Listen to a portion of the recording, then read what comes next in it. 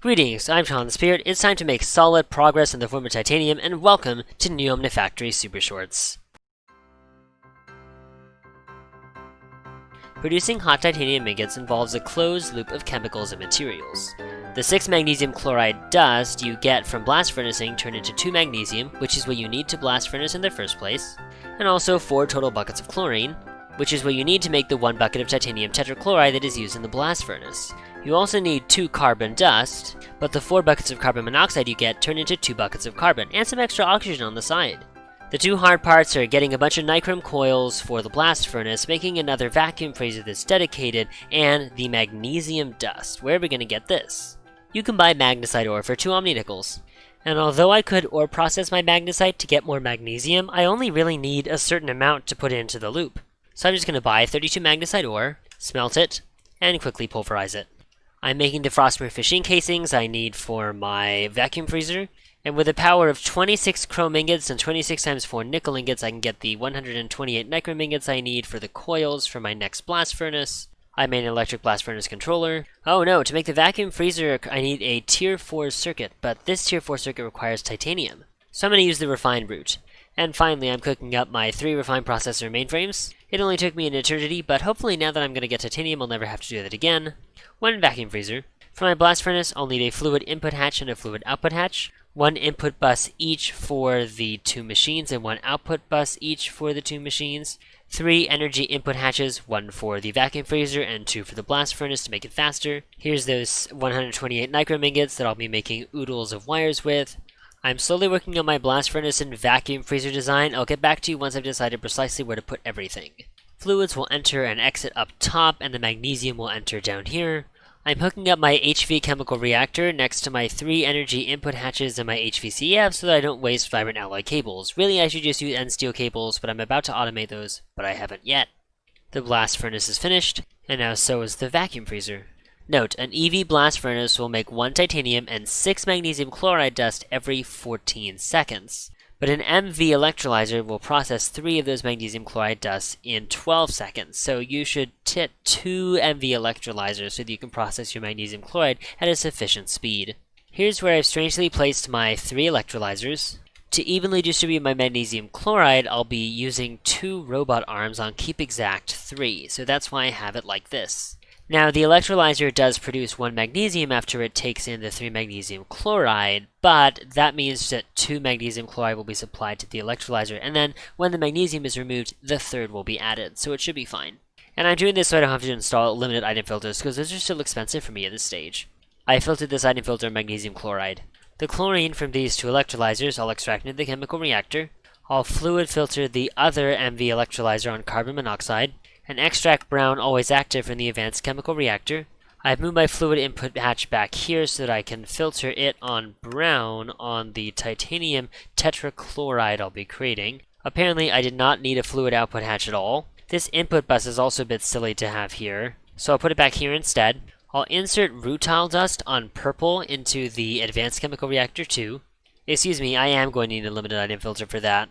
So I can insert 1 rutile and 2 carbon dust, which I'll be extracting on purple always active from the carbon monoxide electrolyzer. We'll slap 32 magnesium dust into this reactor and keep it on the pink channel for insert, and then extract always active from the pink channels from the 2 magnesium chloride electrolyzers. So to recap, we've got rutile dust going into this chemical reactor, along with chlorine from the lime line out of these magnesium chloride electrolyzers, and carbon along the purple line out of this carbon monoxide electrolyzer. Carbon monoxide is getting extracted into this carbon monoxide electrolyzer, and titanium tetrachloride is going into the fluid input hatch, along with magnesium dust, which is coming from our magnesium dust electrolyzers. This output bus will extract the magnesium chloride and the hot titanium ingots out on green, insert into this basic item filter for this vacuum freezer, and also insert, I've changed the insert for the item conduit so that the magnesium chloride is coming in from the top and it's more easily accessible. We'll slap 32 carbon dust into this advanced chemical reactor, and increase the limited item filter so it can actually hold all that carbon dust, and let in a few extra rutile. And then, because thanks to my salt system we've got all this extra chlorine, I'm just going to grab an entire bucket of it and then shove it into the titanium tetrachloride system.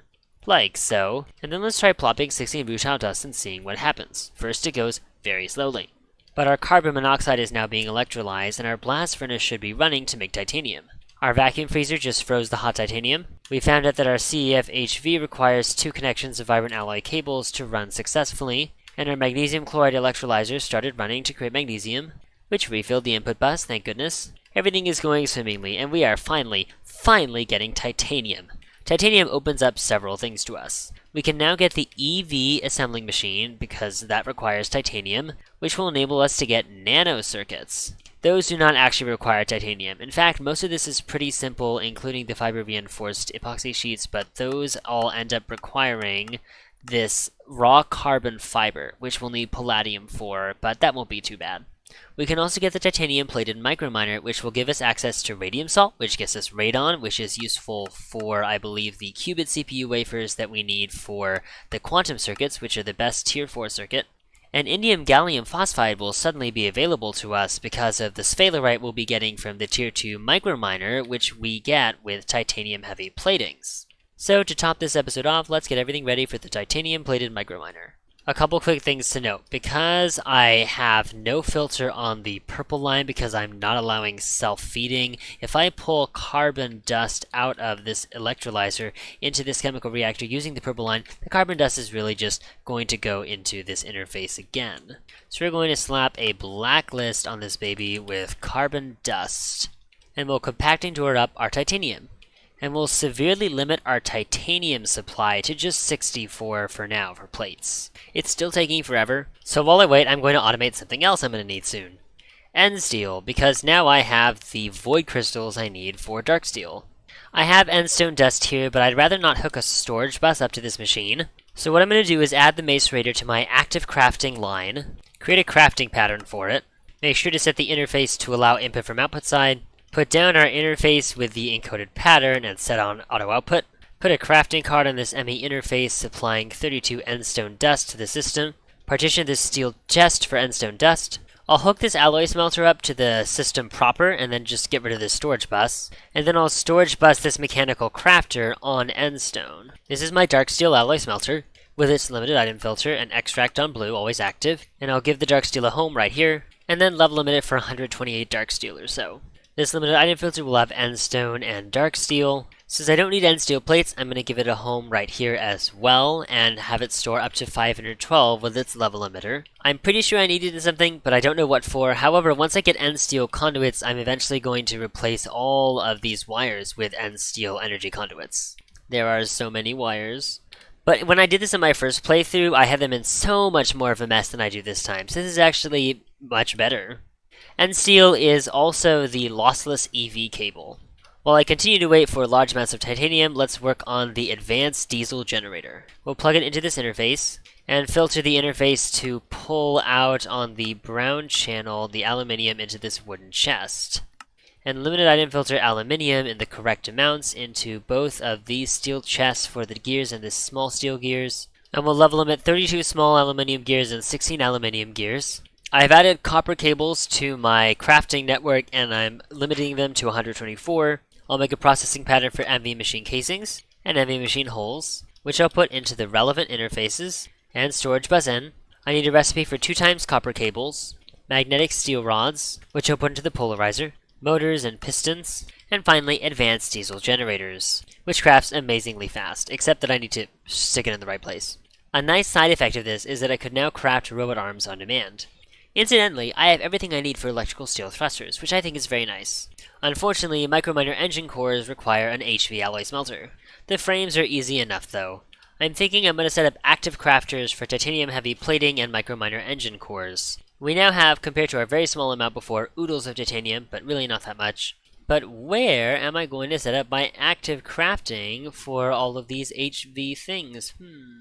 I wonder where indeed. Titanium heavy plating, microminer engine cores. My auto output side is on the back, but I forgot to set it to allow input on output side.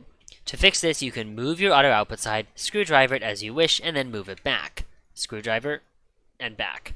I want to supply all these items to this ME interface, which is what I'm going to use to every now and then craft whatever microminers I need.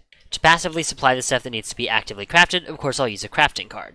What we also need is an advanced crafting table, which requires these items. 8 advanced components, 1 advanced catalyst, 8 basic components, the 2 basic catalysts, and our extended crafting table tier 2. And now, we're ready to make our first tier 2 microminer as soon as we get stainless steel chests. The main thing that will be useful right off the bat is the tungstate and scheelite, which we'll use to eventually process into tungsten. And then we can make tungsten steel coils so that we can smelt up lumium in the blast furnace as well as signalum. With signalum, we'll upgrade our numismatic dynamos and get oodles of power, and that's going to be a whole episode in and of itself. And once we get oodles of power, we'll be able to upgrade our ore processing system to IV and get a lot better byproducts and process ores a lot faster. And if we can get the signalum-plated microminer, we'll be able to get osmium and iridium. Osmium will be useful for gemstone sensors, which will enable me to get phosphor automatically, which I need for indium gallium phosphide. All in all, I think we're on a good path, but for now, that's it for today's episode. As always, if you have any feedback, I'd love to hear it. I hope you enjoyed, and God bless you all.